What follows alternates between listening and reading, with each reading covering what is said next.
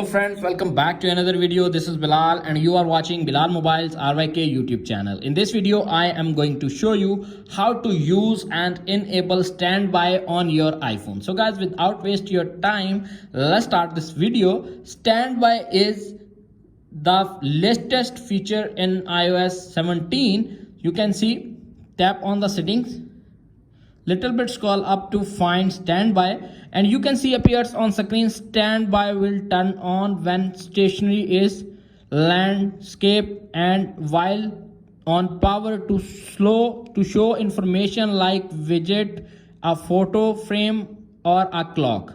Simply turn on, you can see, that's it, and use standby feature. After watching this video, I hope you will all know how to enable and use standby feature on iPhone, on any iPhone on iOS 17. If video is helpful for you, please don't forget to share and subscribe my YouTube channel. Thanks for watching.